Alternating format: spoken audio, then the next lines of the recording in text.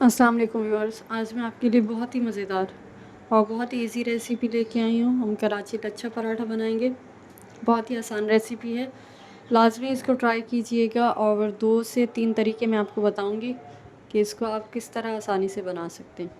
बनाना इसको बहुत आसान है, लाजमी ट्राई कीजिएगा। और रेसिपी अच्छी लगे तो चैनल को सब्सक्राइब करके लाइक का बटन दबा दीजिएगा और बेल आइकन का भी दबा दीजिएगा। सबसे पहले मैंने फाइन आटा लिया है। आप इसको चाहें तो मैदे में भी बना सकते हैं, लेकिन मैं इसको फ़ाइन आटे से बना रही हूँ। सफ़ेद आटा होता है जो, उसमें बना रही हूँ।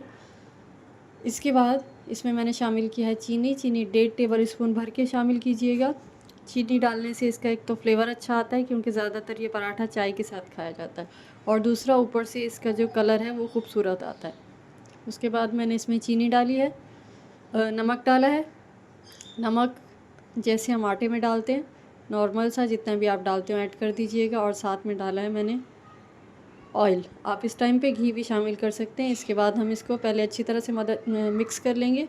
चाहें तो आप हाथों से भी इसको मिक्स कर सकते हैं। इसके बाद मैंने नीम गर्म पानी लिया है। नीम गर्म पानी मैं इसलिए ले रही हूँ क्योंकि इससे जल्दी हमारा आटा जो है सेट हो जाएगा और इसको रेस्ट ज़्यादा देर देने की ज़रूरत नहीं पड़ेगी, और चीनी भी अच्छे से इसमें जल्दी से मिक्स हो जाएगी। तो बस जैसे हम नॉर्मल आटा गूंथते हैं उससे थोड़ा सा ये सख्त रखिएगा, क्योंकि इसको बहुत ज़्यादा बेलते नहीं हैं, तो इसलिए जो है ना इसको थोड़ा सा सख्त रखते हैं। इसके बाद जैसे हम इसका आटा गूंथ लेंगे, इसके बाद इसके ऊपर ऑयल लगा लेंगे, तकरीबन 2 टेबल स्पून जितना। बस ऑयल को आपने ऊपर से अच्छे से स्प्रेड करना है। इसके बाद इसको रेस्ट देना है तकरीबन 10 मिनट के लिए। 10 मिनट के लिए रेस्ट देने के बाद हम इसको खोलेंगे तो ये तकरीबन अच्छी तरह से सेट हो गया है।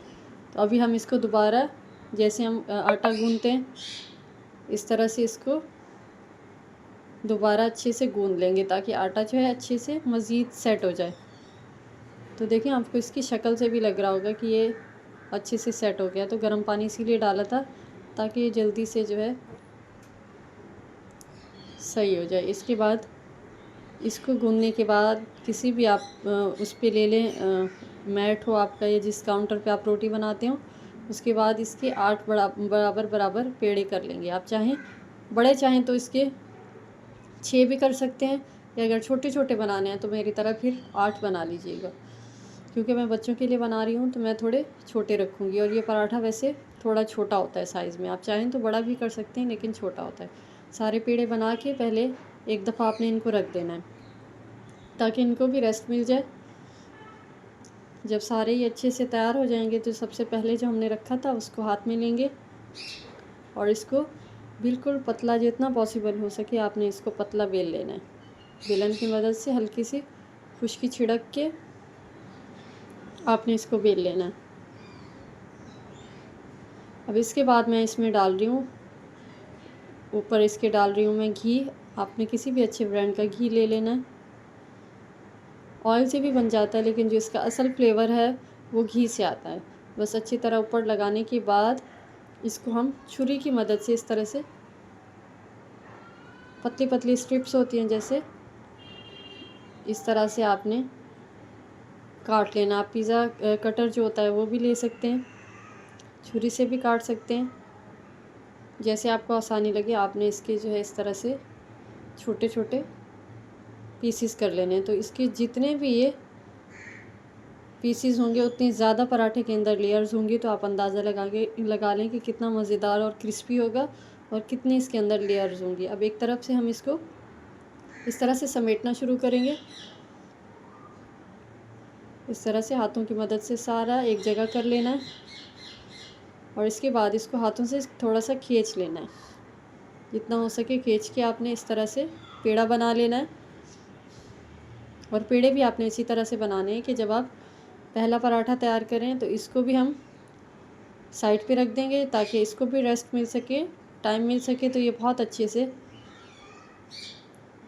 पकेगा, क्योंकि हम इसको ज़्यादा बेलते नहीं हैं, ऊपर इसकी बेलन वगैरह इस्तेमाल नहीं करते, बस हाथों से हल्का सा प्रेस करते हैं। तो जितना इसको रेस्ट देंगे हम उतना अच्छा ये पराठा तैयार होगा। अब सारे पराठे हम इसी तरह से तैयार कर लेंगे। मैं दोबारा आपको एक दफ़ा बना के दिखाती हूँ। ऊपर इसके आपने घी लगाना है।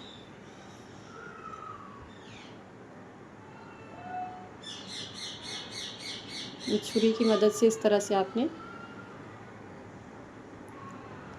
काट लेना है। बिल्कुल बारीक बारीक स्ट्रिप्स इसकी काट लीजिएगा। और इसका एक दूसरा तरीका ये है इसका पेड़ा बनाने का कि आप इसको इस तरह से समेट लें और फोल्ड करते हुए इस तरह से आपने इसको बंद कर देना है। ये भी बहुत इजी तरीका है, जैसे आपको आसानी लगे आपने वैसे कर लेना है। मेन चीज़ जो होती है लेयर्स की वो हमने बना ली है। तो अब हम इसको अच्छे से इस तरह से प्रेस करके साइड पे रख देंगे और सारे तैयार कर लेंगे। फिर उसके बाद जो सबसे पहले बनाया था उसको ले लेंगे। बस हाथों से थोड़ा सा इस तरह से बड़ा करेंगे। बेलन का इस्तेमाल नहीं कीजिएगा इस टाइम पे। और अब हम फ्राई पैन ले लेंगे नॉन स्टिक, या फिर आप तवे पे बना रहे हैं तो तवा ले लें, कोई मसला नहीं है। बस इसके ऊपर हल्का सा पहले फ्लेम को थोड़ा मैंने तेज़ रखा हुआ है, मीडियम है। उसके बाद इसको थोड़ा सा तवे के ऊपर भी आप फैला सकते हैं, बड़ा भी कर सकते हैं। इसको छोटा बनाना है छोटा। तो अब ये देखें, अभी से आपको इसकी लेयर्स का अंदाज़ा हो रहा है कि कितने इसकी लेयर्स हैं अंदर से। बहुत मज़ेदार और क्रिस्पी ये बन के तैयार होता है। ऊपर से आपने इसकी घी लगाना है। घी मैंने लगाया इसके ऊपर से, और इसको अच्छे से हल्की आंच पे सेक लेना। हल्की आंच पे सेकिएगा ताकि अंदर से कच्चा ना रहे। इस तरह से दूसरा भी तैयार कर लेंगे। घी लगा के इस तरह से अच्छी तरह से आपने हल्की आंच पे सेक लेना। बहुत मज़ेदार रेसिपी है, आप इसको लास्ट में ट्राई कीजिएगा, मुझे फ़ीडबैक दीजिएगा। और इन पराठों को आप सेफ़ भी कर सकते हैं, फ्रीज़ कर सकते हैं। पार्चमेंट पेपर होता है, या जैसे पराठा रखने के लिए प्लास्टिक शीट्स मिलती हैं, वो ले लें आप। ऊपर नीचे रख के इनको फ्रीज़ कर दें, और जब आपने निकालना हो थोड़ी देर पहले निकाल के रख दें और इसको फ्राई करें। तो ये देखें, ये बहुत ही मज़ेदार सी इसकी लेयर्स ये तैयार हो गया। इसको चाय के साथ आप सर्व करें तो मज़ा आ जाएगा, आप बाहर के पराठे भूल जाएंगे। लाजमी से ट्राई कीजिएगा और मुझे फ़ीडबैक दीजिएगा। और चैनल को लाजमी से सब्सक्राइब करके बेल आइकन का बटन प्रेस कर दीजिएगा और लाइक भी कर दीजिएगा। इसके लिए आपको एडवांस में जो है मैं शुक्रिया कर रही हूँ। तो मिलते हैं नेक्स्ट रेसिपी में, जब तक के लिए अल्लाह हाफिज़।